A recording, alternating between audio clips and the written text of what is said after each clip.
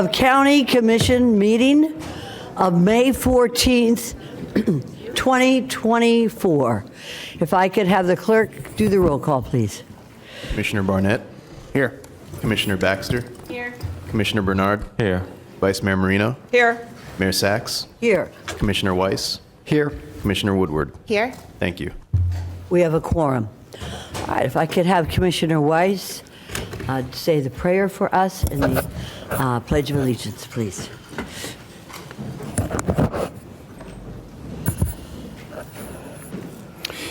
Dear God, we are thankful for this day that you have given us, for its blessings, its opportunities, its challenges. We pray for strength and guidance for each day as it comes, for each day's duties, for each day's problems. May we be challenged to give our best always, and may we be assured of your presence with us. Amen. Amen. I pledge allegiance to the flag of the United States of America and to the republic for which it stands, one nation, under God, indivisible, with liberty and justice for all. Thank you, Commissioner. Are there any additions, deletions, or substitutions to the agenda? Good morning, Mayor, Vice Mayor, morning. members of the board. We do. On page 38, item 3H7 has been deleted for further staff review. On page 60, 5B1 has been deleted for further staff review. And then on page 63, we have an add-on 5E2, and that's a swap of land with FDOT. That concludes the addition and deletion substitution. Just want to make sure I have it. 5E2. Yes, On on page page 65. 63. Oh, 63. Yes. Very good. Excellent. Thank you. If I could have a vote first on the adoption of the agenda. I'll make a motion. As modified. I'll make I a have motion. We first. approve the agenda as modified. I have first by the Vice Mayor, second by Commissioner Weiss. All those for, anybody opposed? See that it passes unanimously. Let's move on to the consent agenda. Colleagues, starts on page 11 to 57. Would any commissioner like to pull an item from the consent agenda? Seeing none, I could have a motion by Commissioner Barnett to accept the consent agenda. Second by Commissioner Woodward. All those for, anybody against, see that it passes unanimously. Now we're going to move on to public hearings, which starts on the agenda on page 58. And if I could have the staff come forward.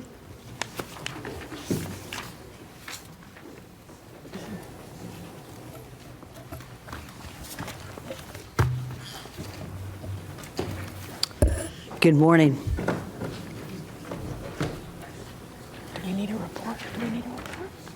Vice Mayor Marino, you're recognized. I was just going to ask if we needed a report since we've heard this and heard it. So I don't need one, but I don't know about anybody else. Would anybody here like to have a report from Facilities Development and Operations? I think, Mrs. Me, you've done a very good job in taking care of the situation, and so at this point, we're going to skip and waive the public report. Everything is online. And Mayor, I'll make a motion to adopt. And we have a motion to adopt by the Vice Mayor, and I have a second by Commissioner Weiss. All those for, anybody opposed? See that it passes unanimously. Congratulations, nice job. Moving on to the next report, and that would be on airports, which is found on the top of page 59. And Commissioner Weiss, you're recognized. Thank you, Mayor. I'd like to go ahead and make a motion to move item 5A1, A, and B to provide new baggage technology for the airport. Well, before you Mayor, may I land, be we got it recognized? done. I'm sorry. We have a motion to receive and file for the public hearings. So moved. Second from Commissioner Baxter. Are those for? Anybody opposed? See that it passes unanimously. Very good. Commissioner Weiss would like us to use what we have already been reviewed by Ms. Baby on this item. Is there anybody who would like to have a verbal presentation at this time? Seeing none, we've done a great job. And I have a first by, I believe, Commissioner Weiss and a second by Commissioner Baxter. All those for, anybody opposed? See that it passes. That baggage claim is important. Thank you so much, Ms. Baby. Thank you. Moving on now to Palm Tramp on 61. Let the record reflect that 5B1 has been deleted. So we're moving on to 5C1. Madam Mayor, if no Yes. one wants to do a presentation, I'd like to make a motion to adopt item 5C1. Very good. Before you all get started, we have a motion by Commissioner Bernard and a second by Commissioner Weiss that we have been well reviewed on this item, so we don't necessarily need a presentation this morning. We want to thank you, all those for. Anybody opposed? See that it passes unanimously. Thank you for your support. Thank you. That's all right. Thank you for your work. All right, moving right along to 5F1. 5D1. Wait a minute. 5D1, excellent. 5D1, planning, zoning, and building. On the regular agenda, I have Commissioner Weiss, you're recognized. Yes, Mayor. This item is to approve preliminary reading and permission to advertise for June 11th at 9:30. So I'm going to go ahead and move this. This is to keep us in compliance with state statute. Very good. Excuse me, Mayor, I Have a would like a second. presentation. Oh, okay. Would you like to have the presentation before the vote? I think that would be acceptable and proper. So let's have the presentation on planning, zoning, and building, and then we can move forward on the votes. Very good. Having a hearing on it.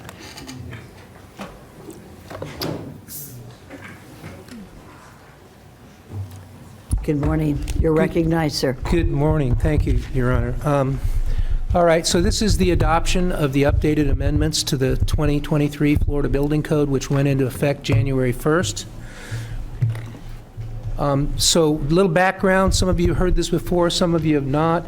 It comes from our existing Chapter 1, and we amended every cycle to update the things that come down from the state. So the Florida Building Commission finished their work, and we started working on this in March of 2023.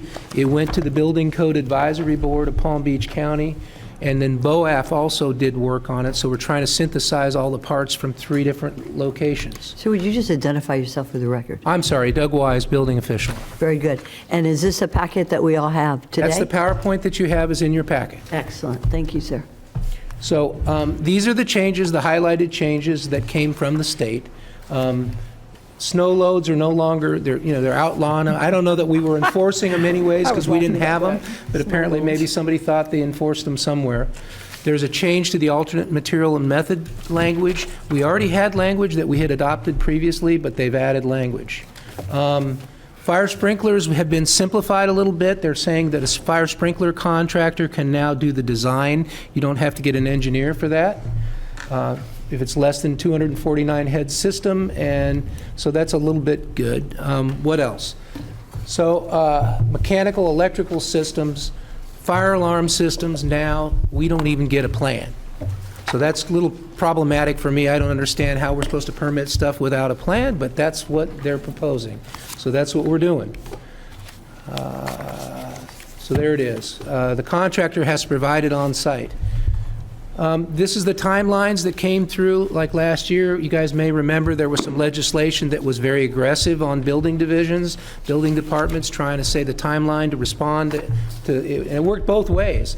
It was, we had to get it within 30 days or 15 days, depending on the type of project, and then the customer had to respond within 15 days or 10 days.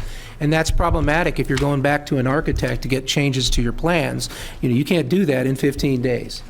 What else? I don't need to read all this, but it talks about approve it, give conditions, or deny it, and we have very finite time to do that. Contract between, we can't get contracts, that's in writing in the code now, it was already in the statute. We had been complying with the statute for years, but now it's in the code. Affidavits in flood hazard areas are problematic. We can't use independent inspections. We can't use private providers in flood hazard areas. Streamline low voltage. Now, this is one of my pet peeves, and I'm not going to go too far down this road, but we have electric fences that we're not allowed to even get a plan. And that's a problem because there's a lot of specific language. So if we can talk about that more one-on-one or off topic, off time. Balconies, there's been a lot of collapses around the country, so they added language about balcony collapses, trying to make sure that we're inspecting them correctly where the water gets on them. Again, affidavits in flood hazard areas, required inspections on balcony walking. Okay, so here's the big ticket item, which is milestone inspections on condos. Now, that's near and dear to a lot of people's hearts here in Palm Beach County. We have an awful lot of condos. This spells it out, exactly what we're supposed to do in the code. We were already doing this. We already sent out, I think, 400 letters or more. We've already reviewed 300 or more documents and accepted them, and we're working through the process.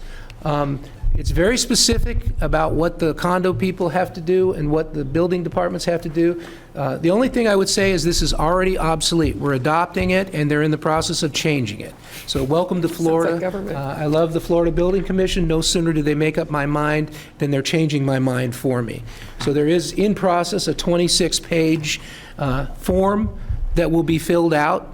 Every time you do a milestone inspection, you have to fill out the 26-page report, and they're coming out from these items. I'm sorry, I got past it. It's not going backwards. Oh, I'm hitting the wrong button. Sorry, I'm going the wrong way. Okay. They got 26 pages out of these 1, 2, 3, 4, 5, 6 bullet points. That's bureaucracy at its finest. So, anyways. That's what we got. We're starting to test that. We agreed to test that with the University of Florida and the Codes and Standards Office at the state of Florida. So we're testing it, and we'll see how our customers like it before it becomes the law. I have a question on that. Yes, if I ma'am. could, Mr. Weiss. We're after the tragedy that occurred in North Miami. Were some of the new items that on the structural inspections for condominium and cooperative buildings, do they contain some of the recommendations that we wanted? Yeah, I mean, I'm going to say they're all good recommendations. My problem is a 26-page form to give us these bullet points. And we've been doing it for a year. We started doing this 2 years ago. We were sending letters out, notifying everybody this was coming. And then we started sending letters as soon as it went into the code. So we've been sending letters since when? Middle of last year, we've been notifying them to get a head start on it.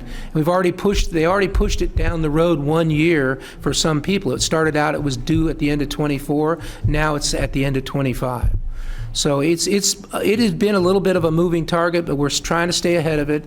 To the best of our knowledge, we've only had a couple that came in that needed a phase 2 inspection, so we don't have a lot of, people are staying on top of stuff in our county. I would say Palm Beach County, we've been watching unsafe buildings for a long time.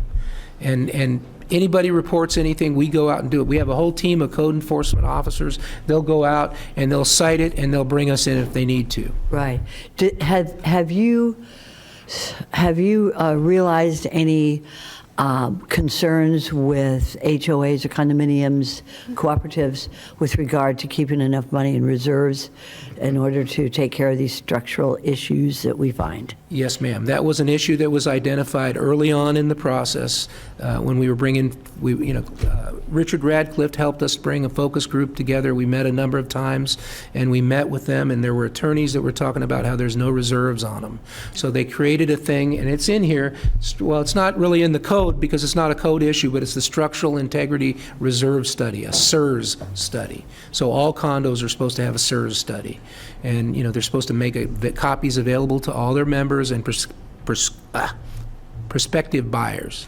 So, I mean, it's a big deal. It is a big deal. Commissioner Baxter, you're recognized. Thank you, Mayor. Hi, Doug. How are you?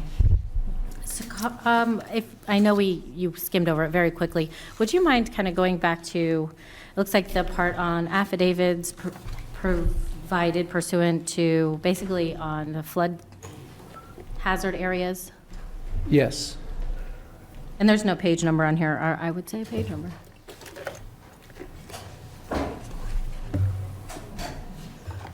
If you could just expand a little bit on that, I'd greatly appreciate it. Yeah, one of the things is, there was concerns, and this comes from the federal, from FEMA. Region 4 FEMA has been pretty involved in code development processes in about the last 10 years. They put language about floodplain in there 10 years ago, and it's been morphing ever since. So now they're trying to make it very clear that you can't take an engineer's letter in a flood hazard area, that the community is responsible to ensure it's been inspected and it meets the floodplain requirements. Our accessory structures are then subject based on FEMA? Accessory structures to residential are considered, yeah, they're subject. You can't, I can't make this up, but I'm going to be honest. You can't get an insurance policy on a shed. I get it, but they still require compliance. FEMA is concerned about the damage. It could come out under, what do they call it, where they give the grants. You could get a disaster assistance grant. It creates the additional damage that has to be funded through the emergency management programs. And also, I have heard that our county has a special ordinance based on flood zone X versus other counties. We have, Just a little bit. yeah, we can talk about that. We have since we went back to 1954, we identified in our county regulations from the beginning, we had a thing called 18 inches above the crown of the road. It's still there today. That was done because everybody recognized then and now that the county is flat as a pancake, and I'm using an analogy. It's not all like that. Juneau, there's a dune, and other places, Lake Worth, there's dunes along I-95, but there are high spots and low spots. Lake Osborne, there's hills going into Lake Osborne on one side. But the point is, that was a mechanism to prevent flood damage from occurring, and it's been in the county regs since 1954. When we went to the Florida Building Code in 2001, 2002, it was adopted. It was moved into Article 18 of the ULDC, became part of the floodplain regulations. It is a thing that is called, they call it local drainage protection in FEMA circles, LDP, they all use acronyms for everything, and we get a significant number of points in our CRS rating for the insurance discounts for our residents for doing that. So there are regulations in X zones. The exemption on those regulations is they don't apply to areas where there's been a master stormwater plan, like a PUD, where you build a whole neighborhood and then you have the finished floors all calculated. Thank you. And for the essence of time, I asked all that to ask, so how does that apply to these affidavits that are now becoming part of? If it's a flood thing, we can't get an affidavit on it, period. That is what the FEMA says. Because these are federal regs, and they're out of 44 CFR 60.3. So the state is saying we have to do this, and you're saying we can't because of FEMA? No, I'm saying we can't. If we take an affidavit, where is it? Let me go here. It doesn't apply to the flood resistance requirements. That's Okay, what so it's that's saying. exempt. That's what I was asking. Yeah, it's exempt. Flood stuff isn't. So we're looking at finished floor. We can't take an affidavit on finished floor. We can take a survey that says it is where it's supposed to be, but we can't take an affidavit. So what are we taking affidavits on then? We can take affidavits from engineers on certain things. We generally don't like to do that. We like to inspect because that's what we get paid to do. But, we can accept that, workload being what it is. For years and years, we were taking affidavits on re-roofing. We just quit doing that recently. We've gone to video inspection because it's so easy to get an inspection. And that could be, well, that's probably not the right answer, but, there are things like finished floor elevations where you could get an affidavit from an engineer after the fact, and we have to go validate that it is. We need a survey, if that makes sense. No. But I will say, so there are certain things we can take affidavits on. Yes. Flood is not one of them. We don't like taking affidavits, so have we not developed a list of things we will be taking affidavits on even though the state says we have to? Yeah, that's in Chapter 1. Do you want to go there? Affidavits? 107 point. Yeah, I mean, it's not exclusionary. It doesn't give you a list of all the things because there's a myriad of things. I mean, we can take an affidavit on almost anything unless it's relating to finished floor elevation, flood requirements, anything in Article 18. So, you know, do we do that routinely? Yeah. Saying just to simplify something on our website or something, just to give clarification to the public on what we will accept an affidavit on. I think that would be very helpful. Okay. Because are we trying to, I think, and I may have missed this, but the purpose of this is to expedite our permitting processes. So giving that information to residents might be help. useful. Okay, we can work on that. Yeah, it's been in the code for years, 107.6. We may accept a sworn affidavit from a registered architect saying the plan submitted. We'll put that out as a blurb, a link to that. Last question, I promise. If you had to guesstimate, how many sworn affidavits over the past 3 years, let's say, have we actually accepted at the county? I couldn't even guess on it, but literally thousands. We have private providers doing inspections now throughout, so there'd be thousands of affidavits. Each time they do an inspection, we get an affidavit from an engineer or an architect or somebody. I promise that was the last question, but you just No, you gave me don't have another to. one. You can go right ahead. Okay, this is a follow-up to that one. So, but you were saying we do inspections, so now we're only taking affidavits from private people doing inspections?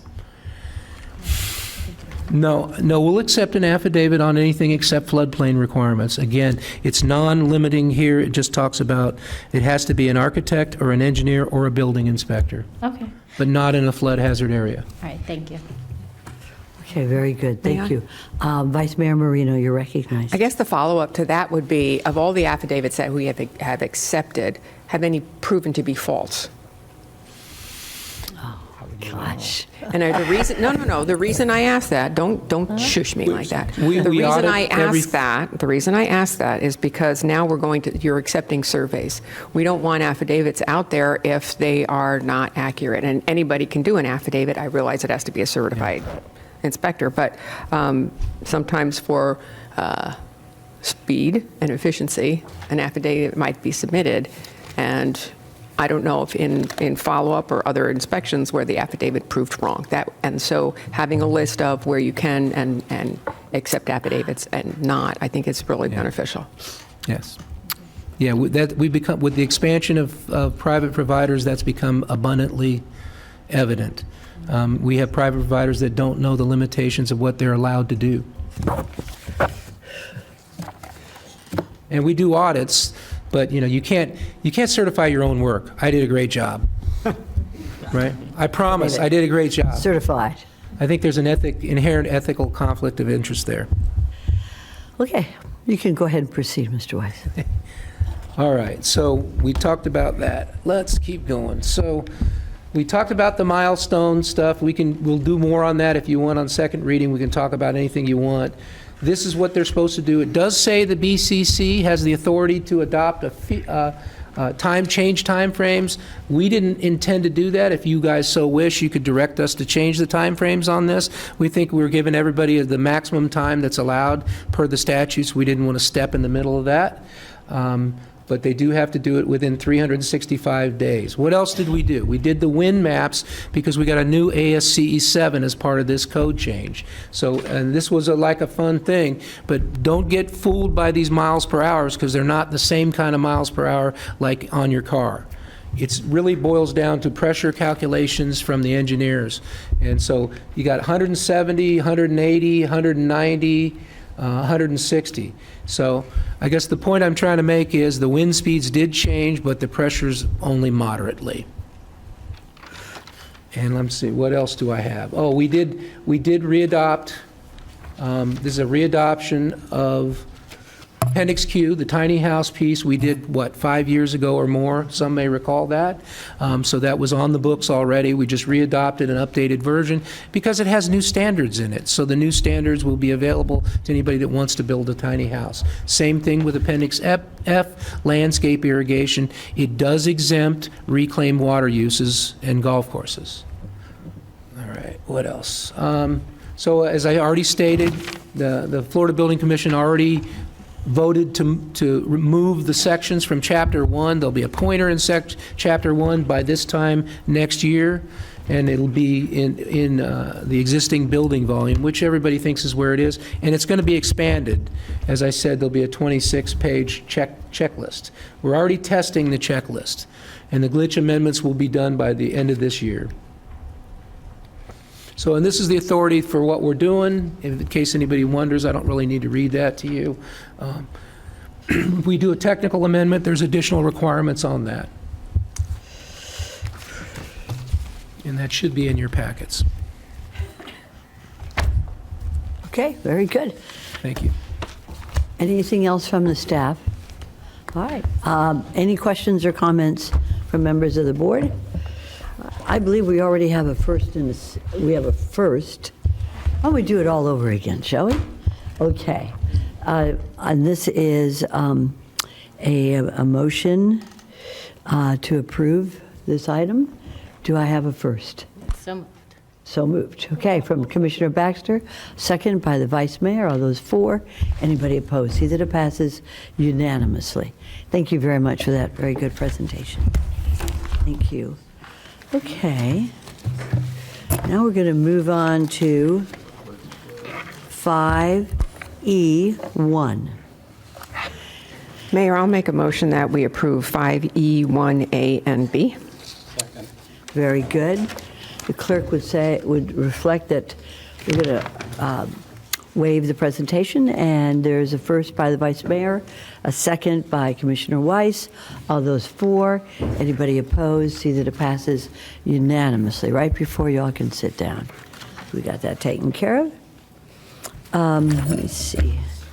Mayor, I will also make a motion that we, sorry, I was going too fast. Okay, thank you. Moving on to, I believe, 5E2 is an add-on, is that correct? Very good. And we're Mayor, going to have, I will make a motion that we approve 5E2A, B, C, D, E, F, and G. And if I'm looking at the attorney, can we take this all in one motion? Okay. okay, is there anybody who would like a staff presentation at this time on this issue? Very good. We have a first by the Vice Mayor, a second by Commissioner Baxter. All those for, anybody opposed, see that it passes unanimously. Thank you very much. That excellent and quick presentation. Okay. All right. And now we go into the land on 5E2, 5F1. And Commissioner Bernard, you're recognized. Thank you very much, Madam Mayor. I'd like to recognize we have the Vice Mayor, John Maples, from the town of Lake Clark Shores here. And also we have former West Palm Beach City Commissioner Richard Rouse, who's also here. Thank you. Good. Thank you very much, Commissioner. All right. And we're looking at Office of Financial Management and Budget. And this is pursuant to a board request. I'm going to do you want to speak on this, Ms. Baker? I believe this is pursuant to a board request that we review certain departments' budget requests and allocations at various board meetings. So before we proceed with this presentation, I'd like to recognize Ms. Baker. Good morning, Board. As the mayor stated, this was a request from the board to actually start to bring some of the larger departments to the board.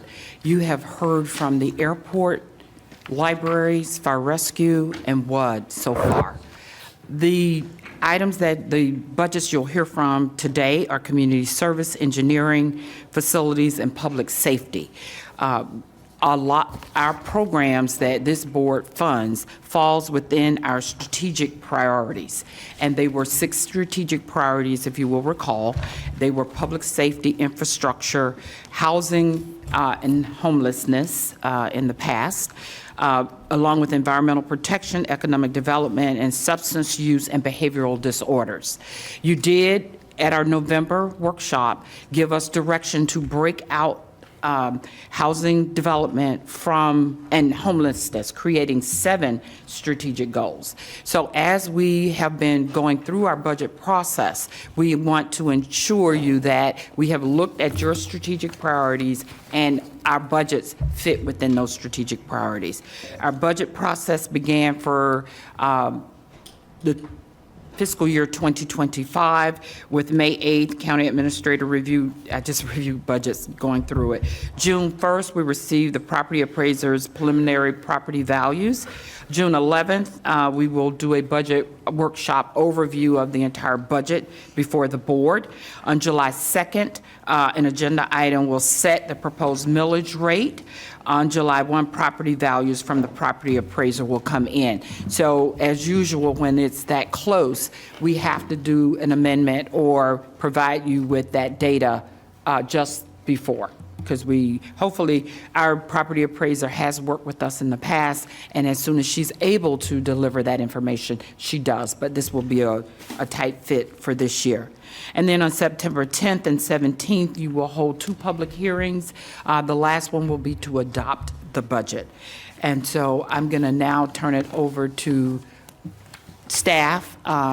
Dr. Green will begin the presentation for community service. Very good. Thank you, Ms. Baker. Before we get on to Dr. Green, Commissioner Bernard, you're recognized. Thank you very much, Madam Mayor. Since I think item 6A1 can be taken up pretty quickly, I'd love to see if the board would be willing to take up item 6A1 first, and then we can come back to this item.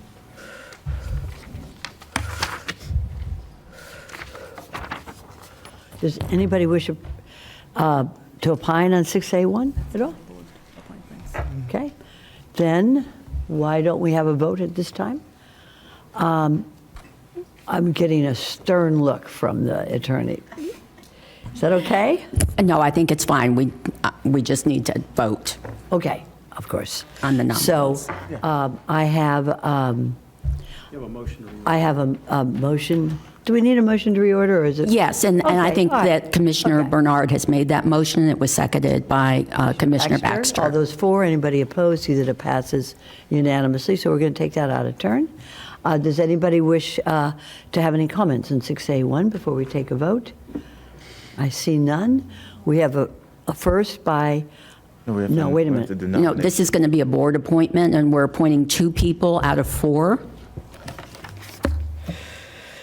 Oh, I see what we're doing. Okay. All right.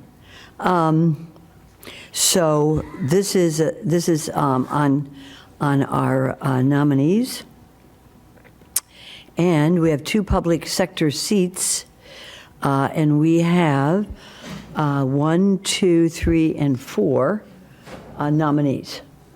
So I always ask if anybody is here and if they wish to speak. If you are a nominee, I will read the nominees' names. Angela Burns, or Alexandria Ayaya, or Alberta Leslie, or John Maples. Are any of those nominees here? Yes, sir. State your name. Good morning, Mayor. My name is John Maples, Vice Mayor of Lake Clark Shores. Very good. Good morning. Good morning, Ms. Baker and staff. Thank you for allowing me the opportunity to speak. And I am actually here requesting the support for the opportunity to continue to serve on the Community Advisory Board. Just a little story about myself. I grew up in low income, and when I grew up, the only way to make it out of low income was to play sports. And so that's what I did. I played basketball.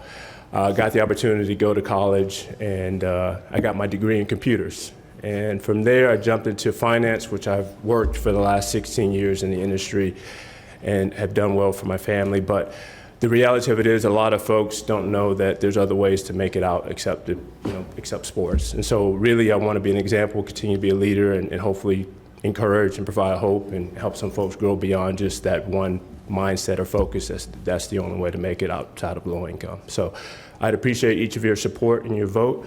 Thank you for the opportunity. Thank you for the encouragement. Thank you for Commissioner Baxter and Commissioner Barnett for the nomination. And thank you for taking my call as commissioners at times, asking for your help. So I really appreciate each of you. Thank you for the work you're doing. Very good, sir. Hold on. We may have some ma'am. questions for you. Commissioner Barnett, you're recognized. Thank you very much, Madam Mayor. I didn't have any questions, but I thought at this time, if it were appropriate, I'd like to nominate John Maples for a seat, too. Very good. Your name is on here? And It his is. name is on here? So we've got it. Okay, we're going to take a vote, Joe. I understand. All right, thank you very much. Yes, ma'am. Thank you. Thank you, Commissioners. Is there anybody else who is here who wishes to speak? I see no other nominees here. Now, I'm always interested in how we do this, so I am going to look to the county attorney or to Ms. Baker. We have 4 names. Should we take a voice vote at this time?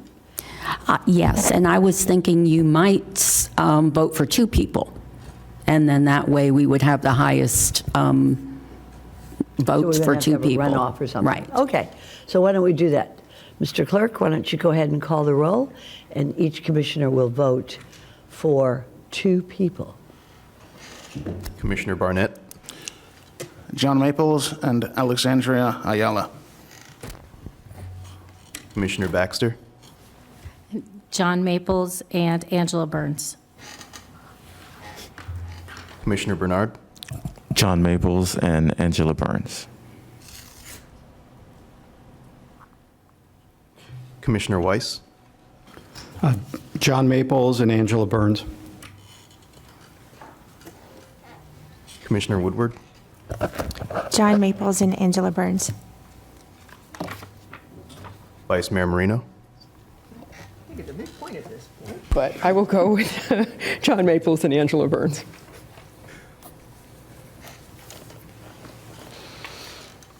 Mayor Sachs. Angela Burns and Alexandria Ayala.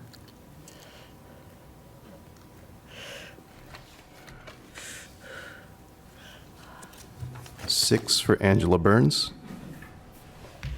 and 6 for John Maples, 2 for Alexandria Ayala. Okay, so we have 2 seats that are available. So I think we have those seats filled by Angela Burns and John Maples. Very good. Excellent. Congratulations. Yes, sir, you may speak. Sorry, I just want to say thank you to each of the commissioners for their trust, and I'll work hard. So thank you. I know you will. Thank you, sir. Okay, very good. All right. Without further ado, we're going to go back to Dr. Green. Go right ahead, sir. All right. Good morning, Mayor, Vice Mayor, and Commissioners. Thank you for the opportunity to share some insights about some of the accomplishments and needs of community services. And so I'll begin by providing a brief overview of the department, and then my Deputy Director, Taruna Malhotra, will do a deeper dive into our budget request. I guess we should introduce ourselves as well. So my name is James Green. I'm the Director for Community Services. I'm Taruna Malhotra, Deputy Director for Community Services. Make sure let's do that again. Go right ahead, Sierra. Taruna Malhotra, Deputy Director, Community Services. Very good.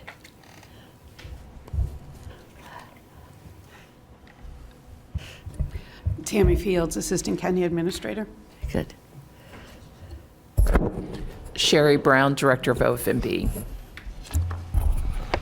Lisa Master, Budget Director. Dave Behar, Assistant County Attorney. Good. All right, Dr. Green, you're on. All right.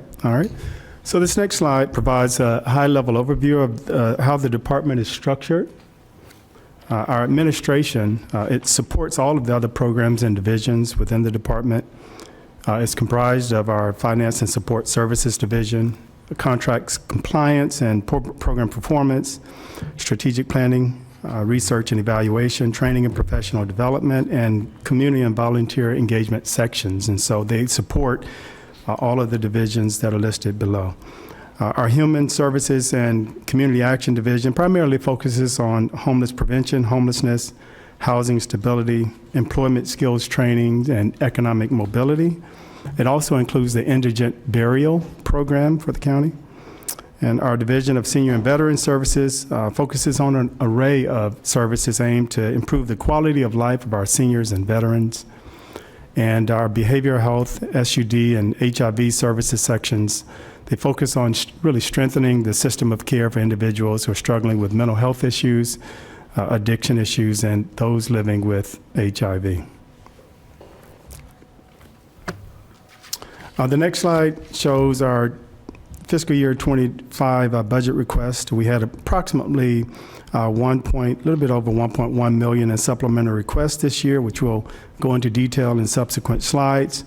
Our department is responsible for 3 unfunded mandates, and with this budget request, I would just note that if you look at the across-the-board increases and all of the ad valorem requests, it's less than 5% increase in total. So this next slide just gives a look back at the previous 5-year operating history, and you'll notice a drop in our ad valorem impact in fiscal year 21. This is due to COVID and ARPA funding, so we were able to charge a lot of those expenses off. Our expenses were actually higher, but they were offset by these charge-offs. And in fiscal year 22 and 23, we saw increases due to the addition of the annex, which eventually moved to the Housing Resource Center, the Western shelters, and as well as large increases due to our security contract, which, and then, of course, the Evergreen study for the county. And so that's just an explanation for some of the increases that you saw in that fiscal year. And so some of the accomplishments, we distributed over $38 million in benefits to various programs and direct services to clients. About a little bit over 50 million invested into the community through our contracted services. We served more than 4,500 unduplicated households. They received assistance through ERAP funding. More than 2,200 unduplicated clients were provided shelter in our homeless resource centers and hotels. We had an additional 90-plus new landlords that were registered, and we were able to service over 250 HVAC systems. We were replacing those systems, and the vast majority, about 77% of those households were our seniors. We also fielded more than 230,000 calls with an average wait time of less than 5 minutes. We created a referral and referral portal that allows us to make referrals directly to other nonprofit agencies and other governmental agencies providing services, but also to be able to follow up with those referrals and to see the outcomes of the referrals that were made. We provided, we had about over 2,000 of our clients use our senior center services, and over 2,500 veterans were served through our Veteran Services Office.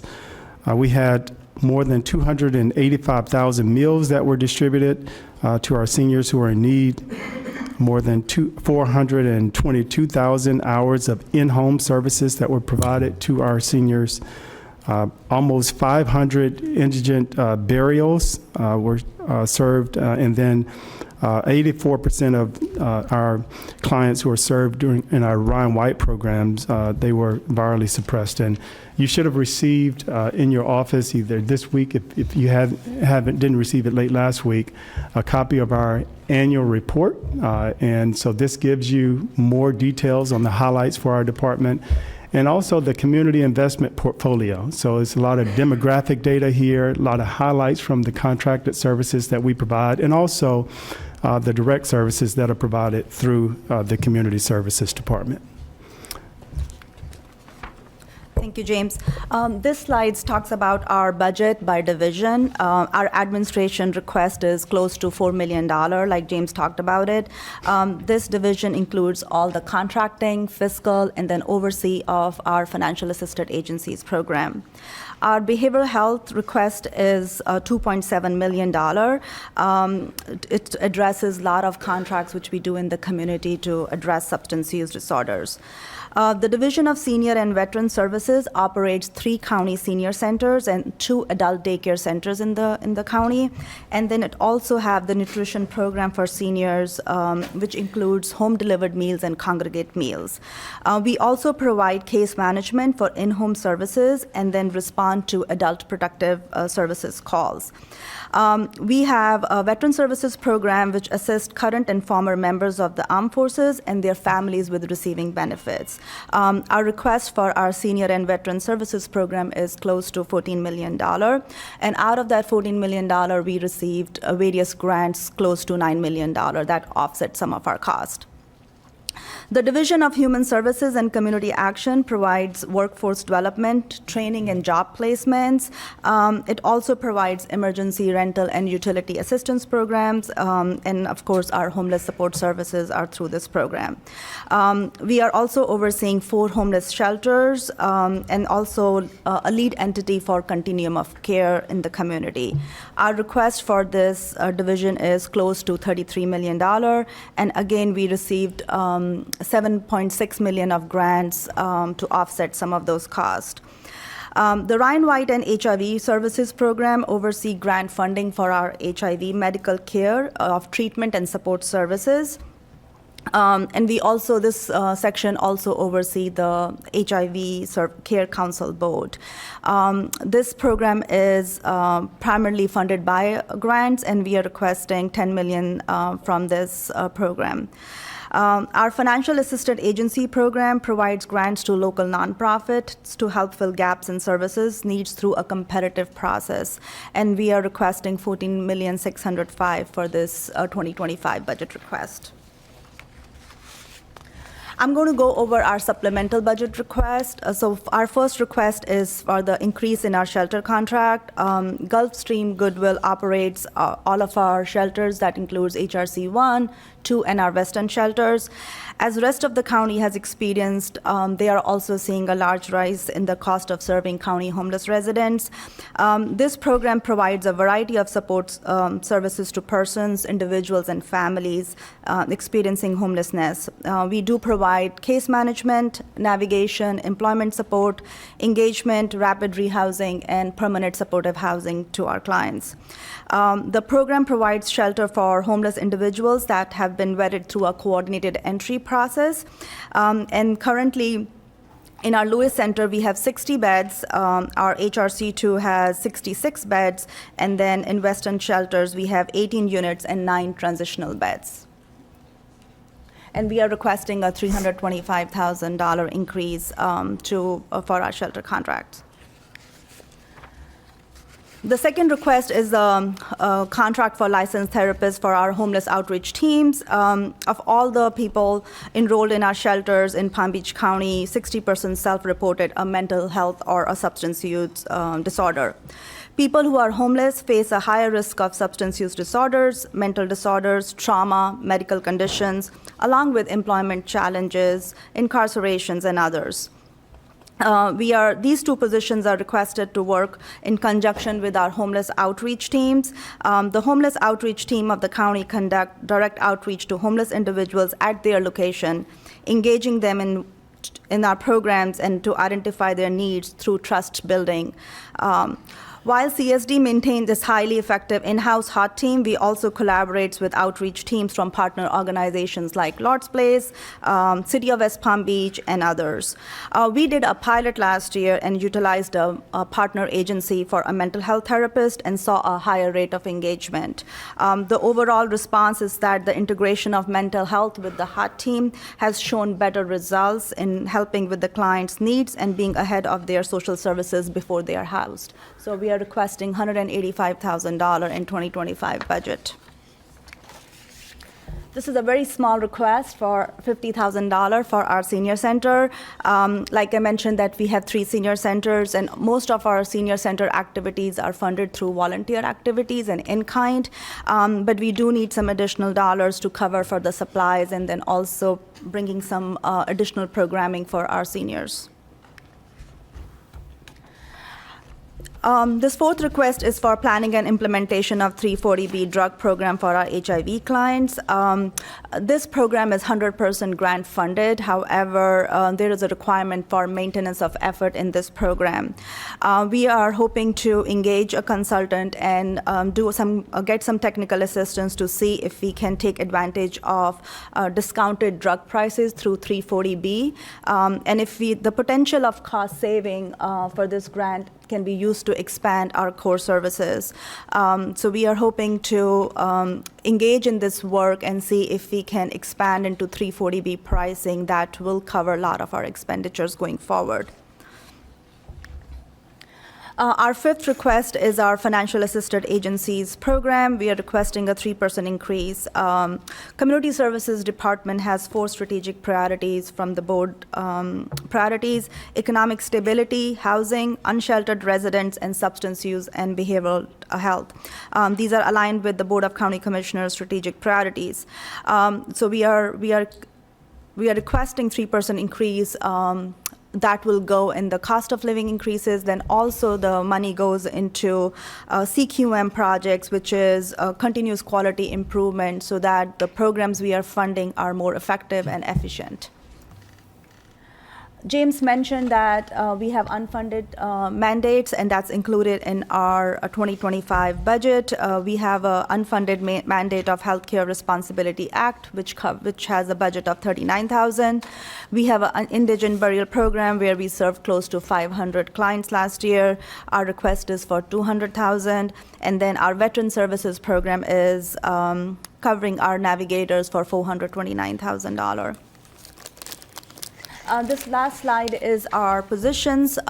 Community Services has 209 full-time positions, and out of those, 67 are grant-funded positions, and 142 are ad valorem funded positions. This concludes our budget presentation. Thank you very much. Do we have any? Yes, we do. We have questions and comments, and I'm going to start with Commissioner Baxter and then Commissioner Bernard. Hey, everyone. If you could turn to, looking for the page number. I believe it was page 6. So it was further in than I thought. It's actually after that. The one where it's Community Services Department fiscal year 25 budget request by division. So page 7.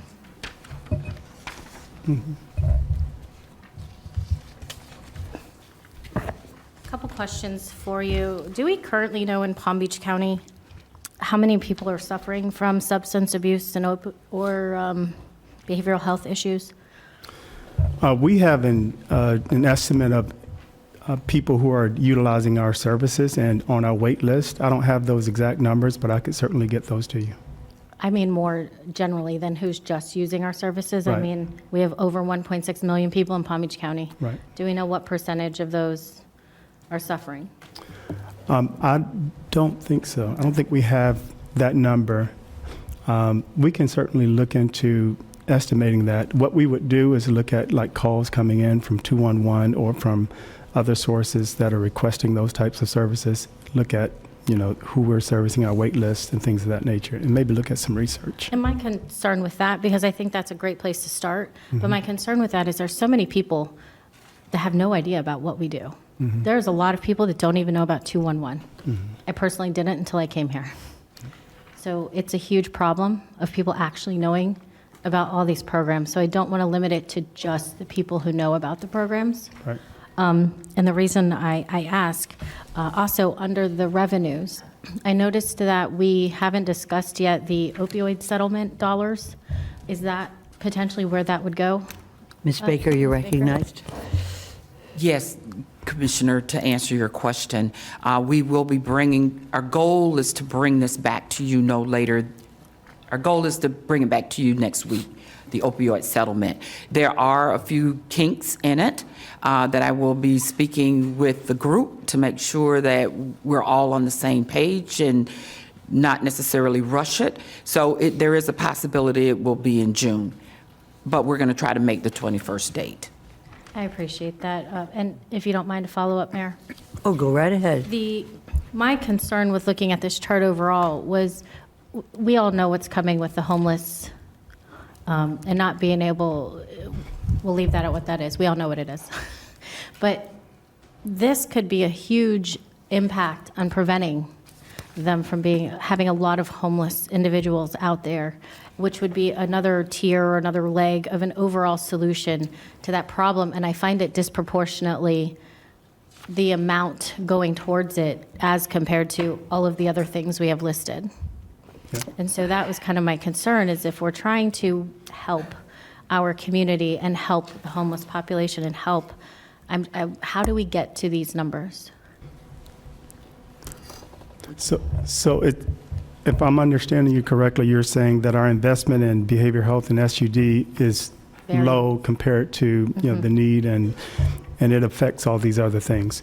Well, certainly we leaned on our healthcare district and the Southeast Florida Behavioral Health Network, which are some of the major providers in behavioral health and SUD, and certainly some of the investments through our opioid settlement funds will be used to address some of the recovery supports that should help address social determinants and things of that nature. And that number would be significantly higher based on those dollars that are coming in. But we could provide a more detailed and comprehensive assessment of what you're discussing during our presentation on the 21st, and also talk about the county's investment and whether or not it's significant enough. Commissioner, if I could clarify too, that right now the opioid settlement dollars are not included in this budget because they are a separate line item with O and B. So when those dollars get added in, there will be a much greater investment in the behavioral health and substance use. And I believe that's just over $7 million. It's approximately $15 million annually. That will be coming in for, I think, the next 18 years. Okay, thank you. And I just want to add that our behavioral health and substance use disorder work is also included in our FAA program, which is close to $6.5 million that goes specifically for these programs. Thank you. Okay, Commissioner Bernard, you're recognized. Thanks, Madam Mayor. Taruna, on one of the slides, you had mentioned the $27 million in grants. That's this slide. What's the department's process in terms of seeking some of these grants and the funds? So you're talking about the existing dollars so most of these grants are either the federal or state grants. Like Division of Senior Services gets a lot of Older American Act funding. And then we receive for Human Services a lot of HUD grants, and then also the state challenge grants. We have close to 40 to 45 grants in our department, and they range from all the way from $50,000 to $6 to $8 million. Like Ryan White program is all through HRSA grants, and we receive close to $10 million in those programs. And the department does have to reapply for most of those grants. There's an application process that we go through. We come to the board to do that. And so for the most part, they're recurring if that application process goes well, but we've seen less funding coming from certain programs, specifically from things like LIHEAP, the Ryan White grant. We've seen a slight reduction in funding, and so, but we do have to reapply for those. Thank you. Follow up, Madam Sure, Mayor. go right ahead. So with the grant-funded positions, when it's reduced, what happens with those positions? So the positions goes away, but luckily we have so many different grants, so we move around and reallocate staff to different programs when it's needed. For example, when we had the ERAP funding, we created some new positions, but we were able to move them around in our different programs when the vacancies arise. Okay. Thank you very much, Madam Mayor. Go right ahead. Thank you so much, Commissioner. Commissioner Barnett, and then Vice Mayor Marino. Thank you, Mayor. Thank you, James, Taruna, everyone, Tammy. With regards to a program that my staff just informed me about, purchase of transportation for homeless individuals to reunite with their families, is that a program under Yes. Community Services? Yes. Yes. In the budget, can you tell me which item? Is that Human Services and Community Action? No, it's under our Financial Assisted Agencies program. It's called Travelers Aid, and this is through our strategic priority line. And we currently fund Adopt a Family and Goodwill for this program. I hadn't heard about this program. Can you tell me a little bit about it? Yeah, so one of the primary strategies for preventing homelessness and addressing homelessness is a thing called diversion, where we reach out, diversion, yes, where we reach out to family members who may be able to support individuals who are unsheltered or about to be homeless, and we try to reconnect them to those family members. And if those family members are out of the county or out of the state, then we use that Traveler's Aid to get them from one place to the other. Okay. I was informed that money was being cut out of the budget for this program. Is that the case? No, money has not been cut. Rather, you will see an item in June meeting where we are requesting an amendment for, I believe, $25,000 to increase our budget for Goodwill. This is one of our strategy. We really invest in Travelers Aid program so that the clients who have families outside of Palm Beach County or outside of Florida, we can reconnect them and get them to their families. And that's part of one of our diversion strategy. $25,000. Is this a largely utilized program? It's been 100% utilized program. Rather, there is more need for these dollars. That's why we are adding additional dollars in our June meeting in the current budget in 2024. And in 2025, we are setting aside the same amount of funding through our FAA program. I'm just trying to imagine the people who might need to use this program. They originally, a lot of them from out of state, they come to Florida seeking treatment, and it doesn't work out. They end up on the streets, and then they have to end up getting reunited with their families out of state. It's all kind of cases. That's one of the scenario. But then we also see the scenarios where the families live outside of Florida, but when they are working with our case manager, they work with them to see if they can accept those families or individuals to assist it, because family support system is one of the really big strategy to end homelessness. Excellent. Thank you. Thank you, Commissioner. Vice Mayor Marino, you're recognized. Thank you, and thank you for the presentation. One of my takeaways from this, and it's one of the reasons why I asked for the nonprofit workshop, is because all the nonprofits you just listed and what they do for us and how we partner with them. And I noticed with Human Services and Community Action, you said job training, job placement and training, which is something CareerSource does. So that's a partnership too with CareerSource for that. Homelessness, the diversion program that the Lord's Place has right now, which they just got another from Impact at the Palm Beach has got a $100,000 grant for that. So I really appreciate everything that you've put together here, and I really do look forward to that workshop with the agencies that work with us, like Center for Child Counseling. So I appreciate it, and good work. Thank you.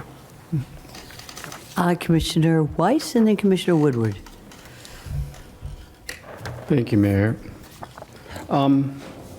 Just to add a point on the reunification, the city of West Palm Beach has their own program that they fund to help bring folks together. So I know they've got that available. So people are looking for assistance. So all of our agencies work together as part of coordinated entry. So we kind of work together and lean on each other's resources when needed. So, James, you and I were at a meeting yesterday and we were talking. One of the issues is this coordination of all the data, of following that person, sharing that information, and everybody having access to it, no matter where they are in the county, so that we make sure that people are getting the services, or if they're in need of a service, they can find it quickly if another agency needs to step in. Can you talk about what you're doing to develop that sort of system here in Palm Beach County? I'll begin, and then Taruna can add to that. But we have the Homeless Management Information System. So specifically for housing, all of the agencies that are a part of the Homeless and Housing Alliance have access to this system if they are providing services to homeless individuals. And so they're able to go in and look at who is providing services for the unsheltered or sheltered individual, what services they're providing, how much we're investing in those individuals, what the outcomes are. We have built in an integration between Oscars, which is the county's system. So that allows us to look at, run reports and do a lot of other things as well. One of the other things that we've done is built, as we mentioned, a resource and referral portal. And so we are now able to connect to other nonprofits throughout the county who are providing various services and to make referrals directly to those nonprofit organizations and to follow up on how those those individuals are being served. And so yesterday during the meeting about really with the healthcare district, they use a different system called Unite Us, which does some of the same things, and we were talking about building an API with Oscars and the resource and referral portal and Unite Us so that we can have an even broader view of what's happening to the clients that we're serving in our various systems. It's a little bit sensitive when you're dealing with health information, but we're going to try to work through that. And we also work with some of the other major entities like Southeast Florida Behavioral Health Network. They have a system called CARES that allows us to see who is being served in the behavioral health and substance use disorder system of care. And so we have access to that system. We don't have a bridge built yet, but they are now talking about utilizing Oscars and the resource and referral portal, which will help us to be able to see clients across multiple systems. And then finally, we're working with DCF on some levels to look at eligibility, SNAP, things of that nature in order to create categorical eligibility for clients so that it's easier for them to access services. So if they're receiving food stamps, then they're automatically eligible for some of the services that we provide. Yeah, one of the significant work we have done in past few years is to build a lot of data bridges. One of the data bridge we built was with FP&L. LAHEAP is one of our biggest grant where we serve clients with utility payments. So now we have a data bridge with FP&L, so that allows us to get all of the billing directly, so our clients does not have to scramble to find bills. And then also when their power is disconnected, we can send that ping electronically, and within an hour, they can get their power restored. So that's just one example we have done. We are actually working extensively with CEFPEN at this point to use Oscars and their system and create a bridge which will allow us to do better care coordination, especially for our clients who are on the streets, because like I mentioned, they have 60% have self-reported behavioral health conditions. This will allow our HOT team members to see if that client is already enrolled in some of the services and how to do a better care coordination. So there are a lot of different things right now. We are working on it, but again, there are some challenges with the HIPAA, the medical records. So hopefully we will have some solutions in the near future. Yeah, our department in itself, we have probably 12 different databases. And so the strategy was to begin internally, working with our various programs and services so that we can, we built Oscars that can interface with those databases, and then we would go externally and start trying to work with some of our partners. For my colleagues, they couldn't see that I did an eye roll when you said 12 databases. Yeah. Yes, I felt it.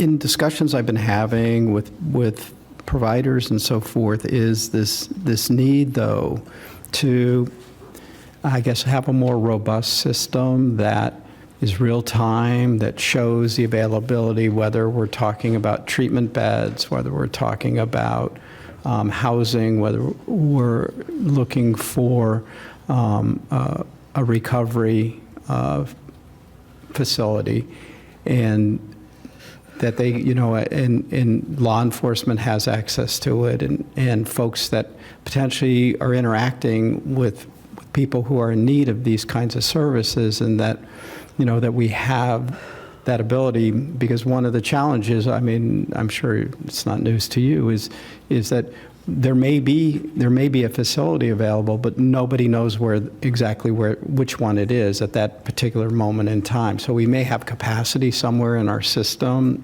because there is so many disparate providers. But how do we pull it all together? Right, and that's one of the efforts we are working with CEFPEN, because they fund a lot of those beds. And currently, you're right, we just don't know if there is a bed available, though looking at the data, we know that all of our substance use mental health beds are always full. But we are actually trying to get access to their system with their system, which will allow us to get some of that data. However, the challenge is that some of these nonprofit, they have their own systems. So we are trying to get as many nonprofits in our Oscars that will allow us to have one system to get this real-time bed inventory. I mean, but that's one of our goal to get that information. Would it be beneficial if we made a policy change that said in order to get funding, you've got to be in these systems?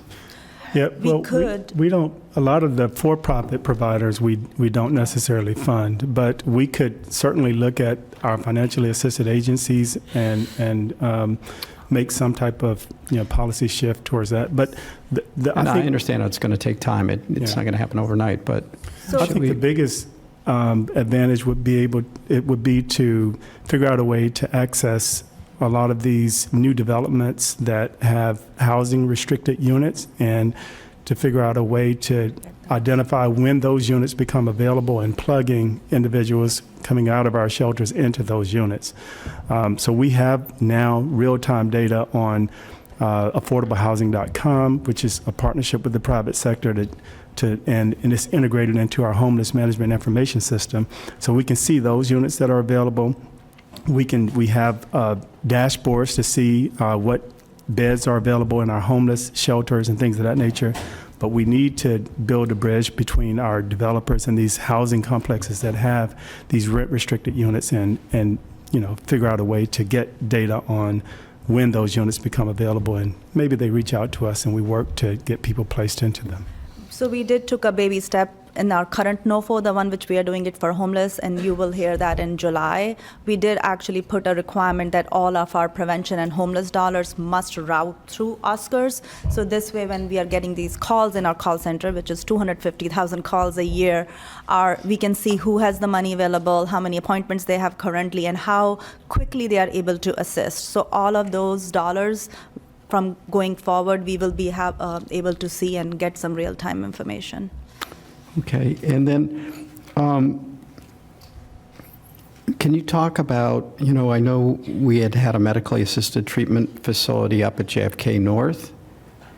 Is that $2.7 million? Is that line item for that? Yeah, it's a part of that line item, but we're currently not funding them. That's something that we do plan to talk about on the 21st when we bring the presentation to you. And then lastly, who's responsible for funding in the state of Florida behavioral health? CEFPEN gets majority of the funding. I believe they get 35 million. Oh, they get close to 70 million for Palm Beach County. I think it's around 120 million total, but they serve multiple counties. Correct. So they're the primary funder as far as the state is concerned. Right. So those are primarily both state and federal dollars that are coming to the state of Florida, then are routed through our managing entity. Correct. For mental and behavioral health, which for us is CEFPEN. And now the healthcare district is moving into this space. And they have their own tax funding source. Mm-hmm. And then, it's similar to what they do with DCF too in the state of Florida, where they send the funding through managing entity. Yes. In our case, it's ChildNet for our kids. Yeah, so and just recently, both for DCF and for the managing entity, they have gone out, and I believe both have been renewed. But the state did do their equivalent of RFPs in both of those areas just recently. And my understanding is most other states have high-level state office dealing with mental and behavioral health, but we don't. We don't have a... DCF is the entity that... I understand yeah. they're the entity, Yeah. but there is no office or that other states have where somebody's in charge of this. I mean, I talked to county commissioners around the country, so Yeah. I've heard this, and I know there's nobody in the state that has the director of... Right. Yeah, not that I'm aware of. No. So maybe something for the legislature to think about next year. Commissioner Woodward, you're recognized. Thank you, Mayor. Commissioner Weiss actually got a couple of my questions already answered, but I wanted, thank you. Human Services and Community Action Division, that's the one I kind of wanted to talk about. It's your largest division budget-wise. It's also the one that you have the largest vacancies for jobs. But what I wanted to know was, as far as in this one, I've had probably some similar meetings recently, and the database that you're talking about, building and integrating, I don't know of a better word to put it, but as people kind of graduate from one level, if it's addiction, as they go through recovery, there's multiple stages a person kind of moves through, and we need our nonprofits that kind of pick up the next level. Once someone gets clean and sober, what's the next step? And each one's going to be different. Some may need jobs, or maybe a faith-based nonprofit, or home housing. There's a number of different, and we have nonprofits that kind of fill a bunch of different specific categories. Yes.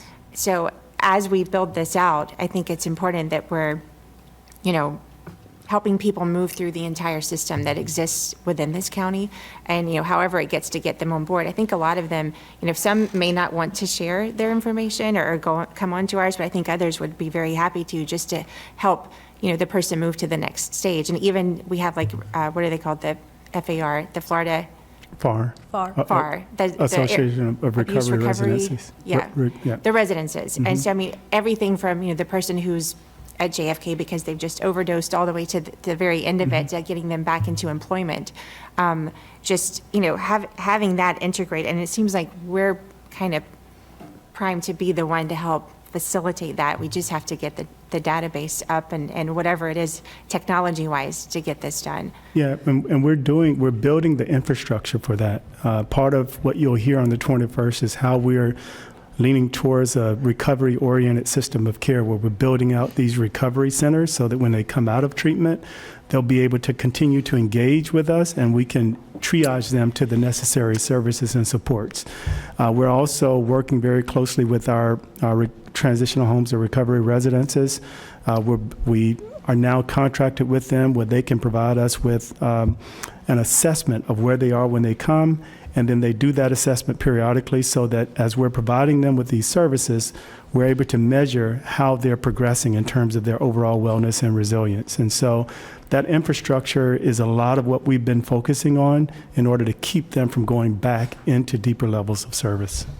Okay, good. And because, I mean, not everyone that goes into one of these places, I mean, some they're using insurance or can afford it, and they kind of just go right back in. My own experience with a neighbor, just, seeing that they get sober, and, it happens pretty quickly at some of these places. They get clean, but they're right back into it without having that next stage and multiple stages to kind of keep them. And it's a lifetime, really, that you have to focus on your addiction for the rest of your life. So if we have to get them set up to getting back into society, and not just sober, or not just in a house, but everything that comes after that. And the nonprofits are perfect for that. We don't have to do it. We just need to get them all connected. That's right. So. Commissioner, you've really identified a sneak peek into what we'll be discussing with the Behavioral Health and Substance Use Disorder Plan. And what you're speaking of are the social determinants of health, and there is much more than just the treatment. There are lots of treatment options, but there's not always early intervention, prevention, just the basic education, and then after treatment, the recovery options. And so that is part of what we will be discussing when we bring the plan forward, because you're absolutely right. It doesn't stop at treatment. There's a lot more that's involved. I look forward to that discussion, and I'll just leave it with the medical part of that really should be the smallest, because everything that comes after is more important. So, Yes. okay. Thank you. Thank you, Commissioner. Ms. Baker and then Commissioner Barnett. Just to add, we are in very preliminary discussions with the healthcare district as well. The board did allocate about $10 million to help with the facility, and so we're in the process of working with them on that particular issue, which we will bring back to the board as well. So there are a number of programs that we actually contracted and collaborated with the nonprofits, and then we'll continue to work on our database. The database we started working on 4 or 5 years ago. Yeah. And so it is truly expanded, and now it's very, we're happy with the fact that we've got outside partners that will be collaborating with us so that we can continue to move. We have been in discussions with Seth Ben on a number of issues, and so that they're to the table with us as well. Thank you. Thank you, Ms. Baker. Commissioner Barnett. Thank you again, Mayor. I had a question on the supplemental request number 3 regarding the senior center. We have 3 senior centers in the county. Is that right? Correct. That is correct. All right. I haven't visited the other ones, but I visited the one on Lakeworth Road a couple of times and had a chance to interact with a lot of the seniors who benefit from the services there, including those who are suffering dementia. It's a personal thing to me. I have a couple of family members experiencing dementia right now, and met with some of their clients, I think they're called, in round table discussions, coffees with the commissioner. They're really great people, and they are very opinionated. And one of the things they asked me to share was that they love the services they receive, but if you can help make the meals a little healthier. They like to have some salads and vegetables included in part of their meals. And they're grateful. I believe the seniors there receive 2 meals a day, breakfast and lunch, and transportation, free transportation via Palm Tran. When I first learned about that, that was amazing. Thank you very much for making that happen. We're actually going to be back with the seniors at the Mid-County Senior Center this Wednesday. We have some folks from Restoration Bridge who are going to be bringing some produce so that when the seniors are finished with their activities and ready to get back on the buses, at the end of the day, they'll have an opportunity to pick and choose from crates of vegetables. Thank you for authorizing that as well. So they could take some fresh produce home to make meals of their own. But I wanted to ask you about, in a more general sense, not just with regards to the senior center, but your overall ad valorem request of $50 million. I keep hearing about the homeless battle we're fighting in this county, that we're losing it. I wanted to get your perspective on how we're doing. Are we going to eradicate homelessness in Palm Beach County? Is that a dream, or is that a possibility? Where are we on that? Well, I think you have to start with, the primary reason for homelessness, which is housing affordability. And so as we continue to make progress in addressing housing issues, I think we'll start to see progress around homelessness as well. But we are working with our partners. Part of our effort now is to lean more on our municipalities, on the business community, on nonprofit service providers who are also invested in this issue, in order to get them more invested in addressing homelessness in the county. And so we do have some things kind of in the burners that we're hoping will materialize that will help make an impact on homelessness, and specifically in response to this legislation that just passed at the state level.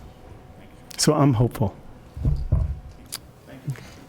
Thank you, Commissioner Barnett. Commissioner Baxter, you're recognized. Thank you, Mayor. You had mentioned the number one cause of homelessness is housing affordability. Do we have research that shows that? Yes, we do. And what's the percentages based on how many are because of affordability, how many are because of substance abuse, how many are mental behavior? I can share that with you and the board. The Pew research firm did a study on that.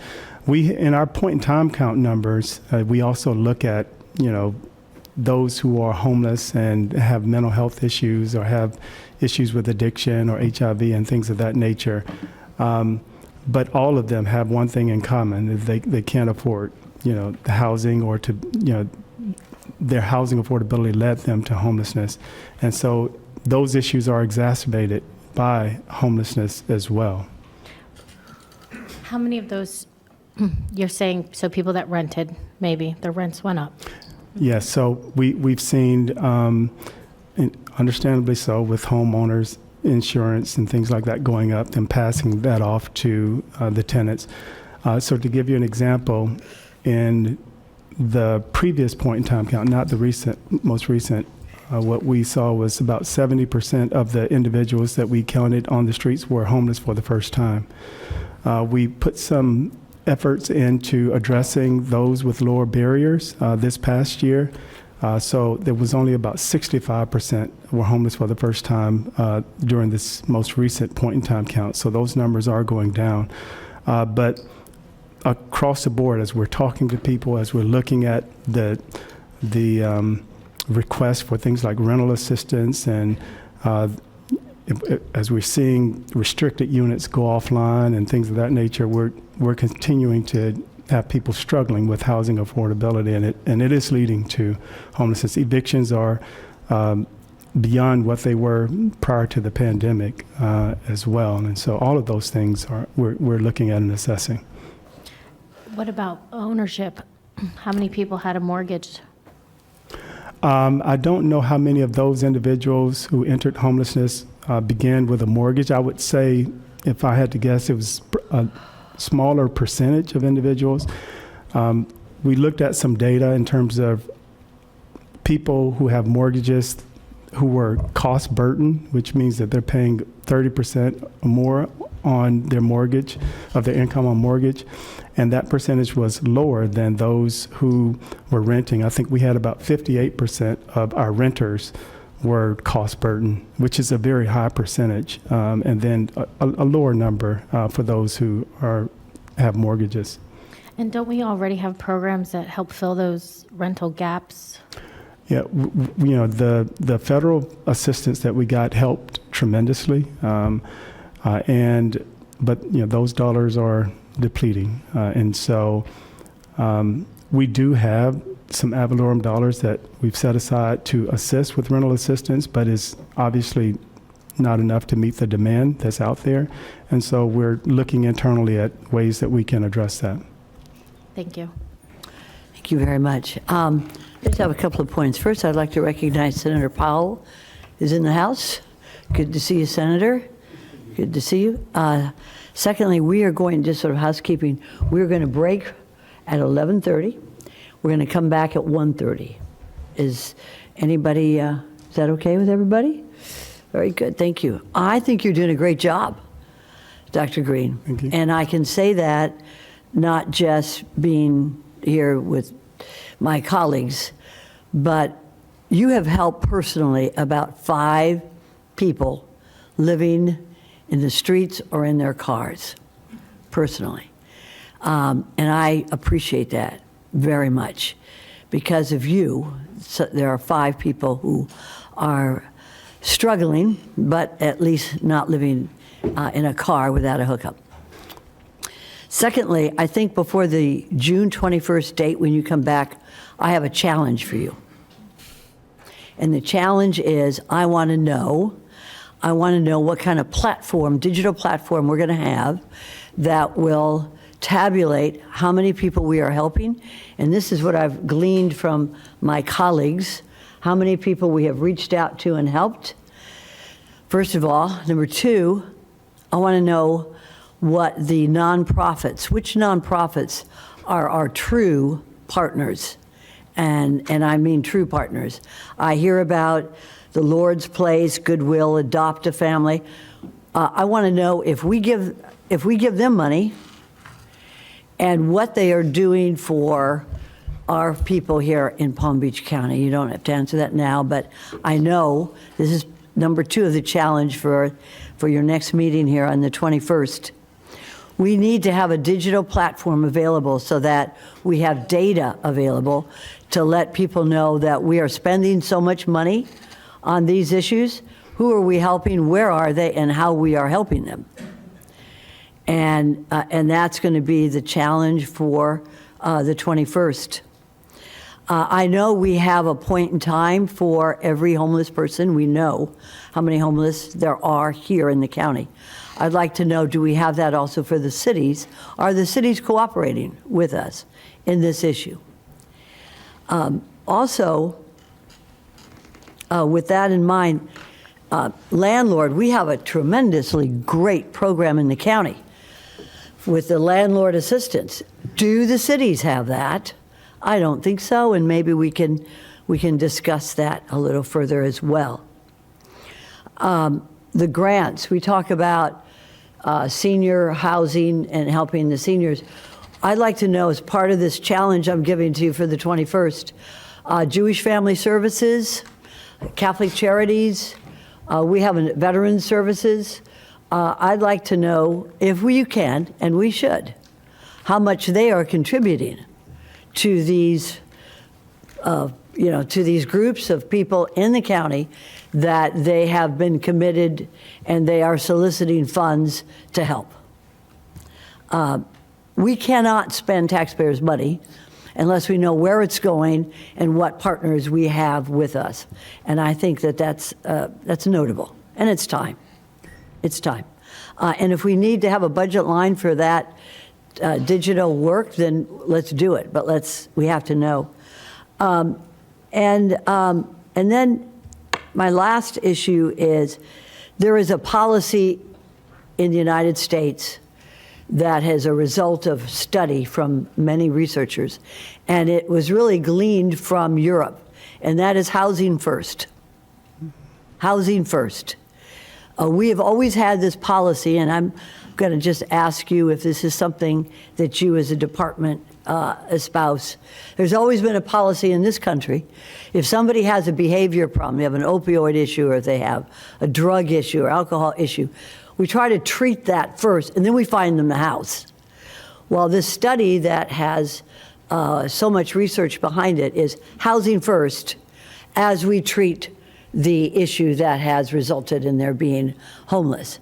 Do you as a department, do you espouse that policy, that housing first, that is taken up by so many other states, cities as well? Yes, so is that a question? Okay. That's it. Okay. And that's it. That's James. So you want me to answer that question? Yes, or bring sir, it back? if you could. So yes, we do believe housing first, where we house them and then work on harm reduction and wrapping supports around them to get them better. And more so, I don't know exactly when, but HUD moved to the housing first model. It is research-based. It has proven to be more effective. So the funding that we receive from HUD, which is significant, probably 10 million or so, they require us to have a housing first model. Good. And when you think about the research also talks about, and there have been numerous studies, it costs $35,000 to $40,000 per year per individual, a chronically homeless individual, to keep them on the street because of the interfaces that they're having with the criminal justice system and sometimes our emergency rooms. And so being able to focus on those individuals and get them housed, research has also shown a decrease in those interfaces by like around over 60%. And so you get a better return on the investment as well when you focus on housing the chronically homeless individuals. But we also recognize the need, again, for those low barrier individuals. And so we have developed some strategies to address them with some of our federal dollars, ERA dollars as well. And so we're working the best we can to create a system of care that can serve all of our And that's very residents. important to have that digital platform, especially when it comes to, we all tell developers they've got to have so much percentage of their units to be for housing, for workforce and affordable. We got to know this. We got to know who's doing it and who's not, how many's out there. So this is all part of getting your arms around these statistics that are very, very important. And then the one last is the legislature gave to the state $30 million for part of their issue with October 1st and solving the homeless issues. Have we requested part of that? So can you repeat that? There's $30 million that has been yes, okay. sent to Yes. all the counties in the state. Have we made a request for that? So 30? it's my understanding that those dollars will be allocated through DCF, and we are the current recipient of what called the Unified Grant, the staffing grant. And so we do expect that those dollars will be allocated to us. In terms of a request, I don't think You got to we- ask. You I got don't to think- ask. It's going to think be it's- allocated to each county depending upon, Have we asked? it's already in the budget for the state No, I budget. know to it is, be but I'm just- allocated. No, the Okay. answer is no. Do you need help? No, we can we can Okay. reach out and make that Good. request I and appreciate kind of it. follow up on where Absolutely, those allocations because are. there's 67 counties. We got to be one of the loudest on that. And then one other thing, before you come back again, one of the commissioners brought up the opioid settlement, and I know it's over 8 years. So if you could have those numbers available if possible at that time, that'd be very helpful. Well, thank you so much. There are no other questions or comments by my colleagues. Mayor, And- can I add the Absolutely. digital dashboard you talk about it? We already have it in our June 21st meeting. We can show it to you. We can show it to you now as well if you would like. We are tracking and we see how many clients we are helping each month on a daily basis, how many calls we are getting, and all of that information is in a dashboard accessible to everyone. Excellent. I know when Commissioner White's asked about how many partners we have, how much they're giving, how much we're giving them, how many units are available with workforce and affordable housing by the developers that we deal with here in the County Commission. So you have that available? So we don't have the housing beds availability on a real time currently. That's what we are working with different partners to build that data exchange. Good, that's what we need. And if you could, this is a lot of information for us to review, and we're taking time up right now discussing it. If you could provide that to us, if you have it, at least 5 days before the 21st, that would be very helpful to us.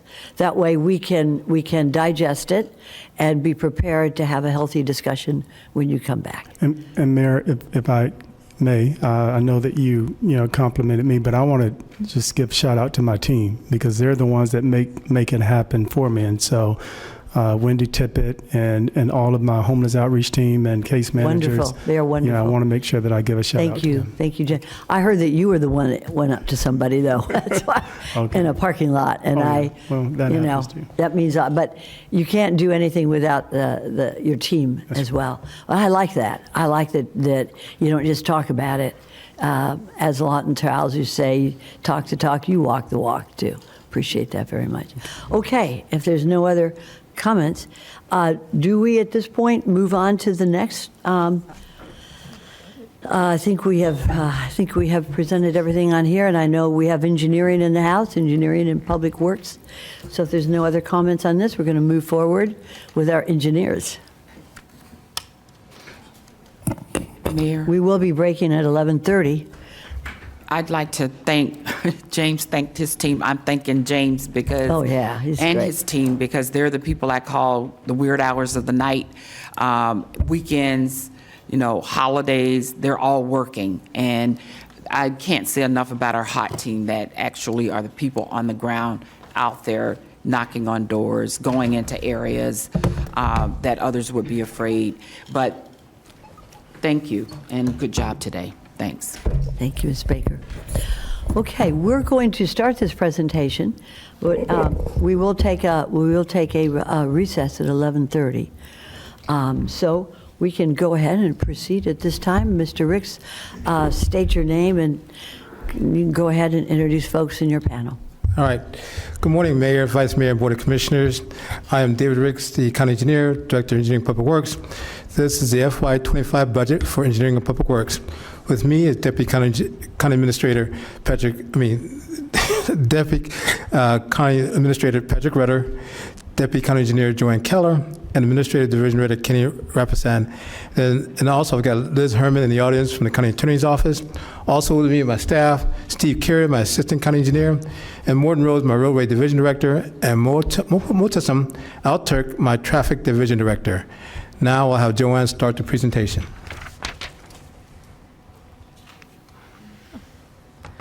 Good morning, Commissioners. Joanne Keller. Thank you for the time this morning.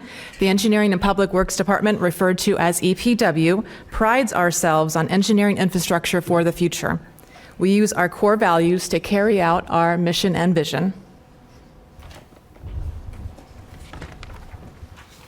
EPW includes 7 divisions within 3 county-wide offices, and we provide staff coverage 24 hours a day, 7 days a week. I need to take a brief moment to brag about our staff. Our Land Development Director, Scott Cantor, was recently recognized as Engineer of the Year by ASCE, and our department was also recognized as Employer of the Year. Wow. Yeah, thank you. Very nice. Congratulations. So let's talk EPW.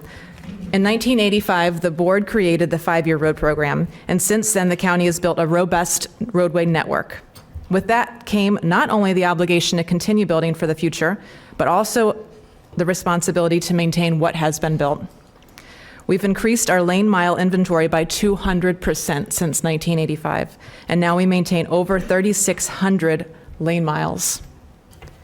We mow 2,200 acres of right-of-way. We maintain over 1,000 miles of sidewalks. We've cleaned more than 3,000 drainage structures and 81,000 feet of pipe in the last fiscal year. We have nearly 11,000 street trees, and we maintain over 1,300 traffic signals.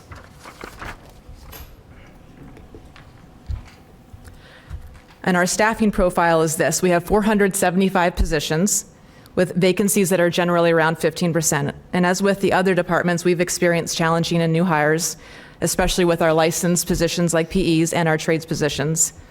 However, we still did not request any additional positions for fiscal year 25.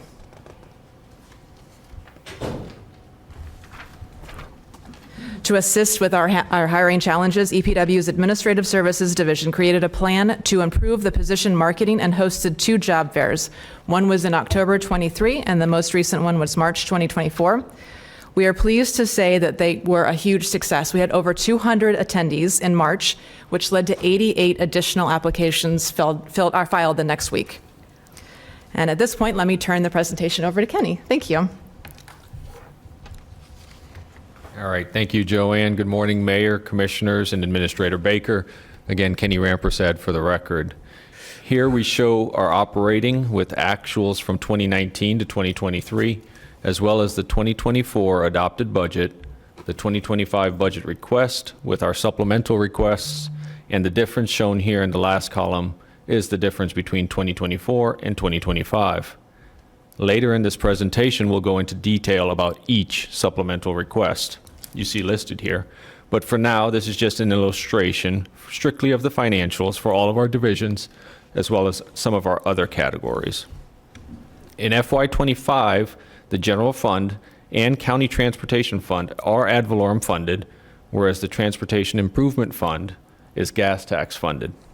Overall, our increase of $3.58 million from 2024 adopted to 25 request is primarily supplemental requests and anticipated across the board salary increases.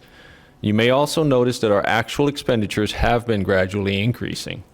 FY 2019 actual operating expenditures were $49,651,946, whereas FY 2023 actuals were $60,455,300. We operate in a heavy commodity industry, and inflation of materials have contributed to the aforementioned increases. So I mentioned that on the previous slide, the General Fund and County Transportation Fund are ad valorem funded for us, whereas the Transportation Improvement Fund is gas tax funded for 2025. This has not always been the case. Thanks to this board hearing our concerns during the November 2023 Transportation Workshop and helping to streamline gas tax revenue and expenditures in our department, we are not receiving less gas taxes. We're just reallocating the gas taxes we receive to support the 5-year road program. I'd be remiss if I didn't thank OFMB staff as well as Ms. Baker for their efforts during the subsequent board meetings to help make this change happen.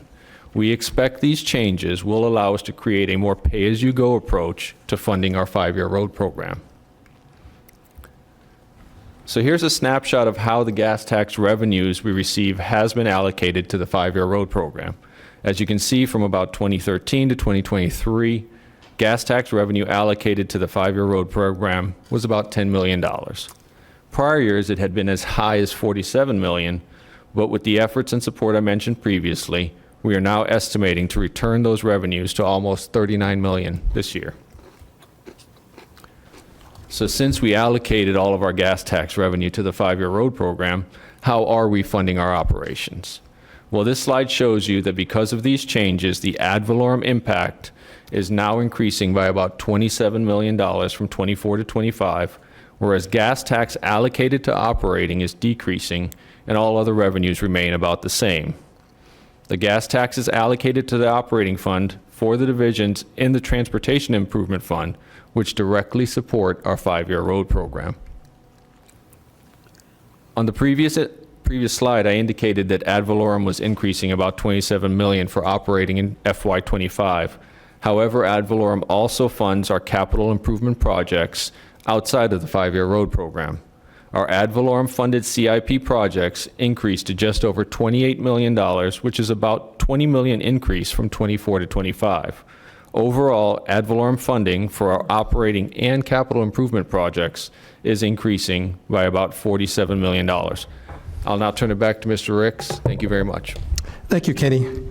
The biggest changes from 2024 to 2025 were additional funding for Share Rock road improvements, about $10 million, and stormwater repairs of $10 million. Share Rock roads are courteously maintained and are fully up to our standards.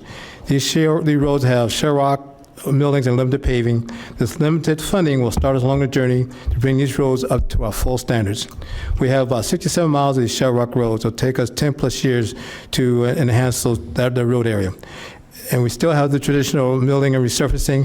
To 2024, we had $8 million. We're doing the same level of milling and resurfacing for 25. It's about 180 to 200 miles in terms of milling and resurfacing that we will do. Now I'll transition to how we talk about where we make road capacity improvements. We have several key tools: traffic performance standards and traffic performance database, impact fees, prop share, road improvement program, and thoroughfare right-of-way identification map. We have several levels of service for road capacity. It is our Uniform Land Development Code that guides us. It goes from A to F. A is continuous flow, and F is basically we have tremendous congestion. Our overall goal is to try to keep the level of service above D or delta as possible. This is applicable to only county and state maintained roads. Certain roadways are physically constrained and have been designated a lower level of service called crawls. Crawls is constricted road at a lower level of service. This is just a screenshot of our traffic performance database. It's used by the developers to prepare their traffic studies, has traffic data and land development data, and it shows other pending developments. Majority of our project pay impact fees. For those major developments that cause a failure level of service, they're assessed a prop share fee. Prop share payments are impact fee credible. Every project has to perform a traffic study if it generates more than 20 peak hour trips. We collect traffic data on a daily basis. This is called our Traffic Performance Standards Database. Based upon that data, we would make recommendations to improve certain sections of a roadway if it's technically feasible. As you well know, there are certain roadways that are physically built out there and there's no room to improve in terms of expanding the roadway. We use impact fees, gas tax, grants, and prop share to fund future improvements. To put this in proper context, as stated earlier, we had 3,600 lane miles, of which 2,000 miles are major roads. To follow up on the question that was raised last week, raised by the board, there are about 140 lane miles are over capacity. It means level D or worse. and we have about 50 intersections of the overall 1,300 we maintain are over capacity. And so our last tool is our thoroughfare right-of-way identification map. The thoroughfare right-of-way identification map, called TIM, is a tool that the county uses to plan out the roadway network throughout Palm Beach County. This map depicts roads maintained by the county, FDOT, Indian Trails, municipalities, and private entities. Next, I'll go into our 5-year capital program. Starting with last year, the 5-year capital program is now combined to the overall county capital program. As part of the process of putting this capital program together, we get input for all the municipalities. The next couple of slides are real busy, but I'll just highlight a few key projects. We have several projects to build out 60th Street from Seminole Pratt Whitney to State Road 7. We'll be doing a geotechnical assessment of the 18 miles of County Road 880 due to the underlying muck soil. There's also a state funding of $2 million to support that geotechnical assessment. We also have a replacement of George Bush Basket Bridge for $75 million. We also have a $25 million rehab of the Lytton Basket Bridge. We also have the extension of Flavor Pig Road over the Turnpike with $32 million. We also have another section of Flavor Pig Road from State Road 7 to Underline under construction. That project is expected to complete next month in June. We have several segments on Lions Road. We'll be expanding from 2 lanes to 4 lanes in FY25 and FY27. By July, we'll be finishing the segment from Clintmore to Atlantic. We're working on the intersection of Atlantic as we speak. We'll also be doing widening of the road at North Lake from Seminole Pratt to east of Hall Road, and also Coconut later on in a couple of years. Overall, our program is nearly $560,000. As part of our design standards are elements of complete streets, such as bike lanes, sidewalks, enhanced crosswalks. Also, we have a $1.5 million sidewalk program to promote connectivity, such as a missing link near a school. We have a committee of sheriff, school district, county zoning, and office of community revitalization reps to recommend sidewalk projects. Here's a list of projects that were in bid for this calendar year, nearly $135 million.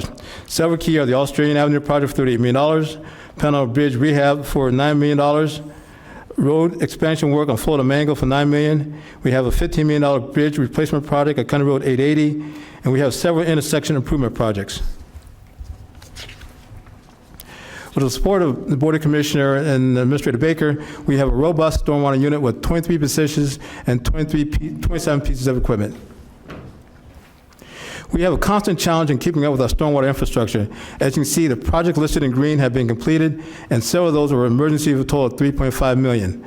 We could not have handled those emergencies without the support of this board and Administrator Baker. We have a great public awareness program for stormwater, go out to kids and any community that wants to see our trucks. Now to our bridge section. We have nearly 300 bridges, of which 8 are bascule bridges. Currently, the Donald Ross Bridge is under rehab for the western section starting last Thursday. This contract is ahead of schedule of the 23 May target completion date. We also have the replacement of Palmetto Park Bridge that's under construction. The bridge section is now complete, but we have several more weeks to go for overall completion looking at end of June. We also have the 6th Avenue Bridge Avenue under construction. We've had some challenging issues with that project, and I'll go into details real briefly. During the concrete placement phase of the eastbound 6th Avenue Bridge deck, the county hired a material testing subconsultant engineer to conduct tests and sampling for concrete quality assurance. Unfortunately, one of the concrete samples did not meet the minimum required specifications. To validate this result, the contractor, engineer of record, and county representative coordinated to conduct a Swiss hammer testing to extract core samples from the deck. Regrettably, the additional testing confirmed deficiencies in the concrete necessitating its removal. On April 25th, okay. On April 25th, 11:30 deadline. I know. He's good. No, he's good. Okay, I'll catch my breath. It's okay, Dave. County personnel met with the contractor and engineer of record to determine the extent of removal required. The agreed upon limits were marked, and further core samples were taken to ensure all deficit concrete would be removed. On May 6th, these additional core samples were taken, which results received by May 13th. It was determined that an area measuring approximately 45 feet by 34 feet and a thickness of 8.5 feet would be renewed entirely. Removal operations began actually yesterday and are estimated to continue for 3 to 4 weeks. Following removal, additional week would be necessary to place the concrete. Overall completion of this project was supposed to be in June, probably July or August that we're looking at overall completion of this bridge, but we can keep it on track as we get more information. Also, with the bridge, with the board support, we received $2 million over a year ago to install camera technology with artificial intelligence elements on the 8 basketball bridges. We're close to finishing the first installation of the 77 Bridge or Cato Bridge. The next bridge is the Donald Ross Bridge, and the goal is to have them all completed by the end of this year. Now we're on to our traffic system. We're currently evaluating several technologies: adaptive signal system on Hood Road, camera detection system by a vendor No Traffic, barge camera systems, and Iteris Vantage Vector systems. We awarded a SS4 grant to develop a safety plan. We're near the process of selecting a consultant. We're also working with FDOT on the Okeechobee Adaptive Signal Project for $2.7 million. We're checking with FDOT to see if they have a consultant that we can choose from to help develop the RFP for that project on Okeechobee. FDOT is doing a pilot project also along Martin Luther King Boulevard using adaptive pedestrian detection technologies. Now also technologies, we're working with Palm Tran and Fire Rescue on a single system that can perform 2 key functions. One function would be a transit priority system for the Palm Tran buses on a key route on US 1. The other one, function would be a vehicle preemption system for fire rescue. The RFP is out for this bid at the moment. The transit priority system will initially be deployed on Quarter US 1, like I said before, then along Okeechobee Boulevard. Once the transit system is up and running, we will deploy the vehicle preemption system, which would be countywide for fire rescue. This is looking at safety at our intersection with railroad crossings, and we've looked at 27 intersections that need signal upgrades for safety improvements. And what we're talking about an advanced warning system at these intersections. We found out 21 were state or municipal responsibility, 3 were / county and state responsibility, and for those 3, we've applied for a $1 million grant. This is again is the Okeechobee project working with the FDOT for $2.7 million. It will go from I-95 to Flagler Drive. We'll be coordinating with DOT on this project. This next one is looking at adaptive signal technology. This will be part of the major $148 million B-line improvement project by DOT. The project just started this spring and is scheduled to finish in FY 209, but it'll have adaptive control system and connected vehicle applications. And then working with Secret Green vendor, they're giving us their technology to do a test on adaptive signal technology along Hood Road. So we're looking to get that probably started this summer. We're requesting a few supplementals. We need training for our stormwater team because as regulations are constantly changing. And then we're asking a supplemental for our traffic uniforms, especially for all the electrical requirements. And we're not buying uniforms, we're actually releasing them to keep it constantly aware on that. And then the other piece of that big one is $1 million for equipment. Over the past 3 years, as you well know, commodities has gone up through the roof, and we need this extra funding to keep us current so that we can keep our repairs online. So thank you for this opportunity for the EPW team to present our budget. Wow, that's pretty good, Mr. Ricks. A true engineer. Well, does anybody else from the staff want to say anything before I take comments from the colleagues? Very good. Wow, I know Commissioner Baxter. She can speak pretty quickly, or we can just continue it till after. I was actually going to say, can we hold questions till after? Very good. That'll be fine. That'll be fine. That's okay with everybody else? And will there be further presentation? No, this is it. Staff? You did good. You did good. You gave me a timeline. You didn't even look up. Okay, very good. So this is what we'll do. We'll hold all questions and comments till 1:30 when we resume. And until then, everybody have a wonderful lunch. All right. We're in recess until 1:30. All right. Thank you. Thank you, Mayor.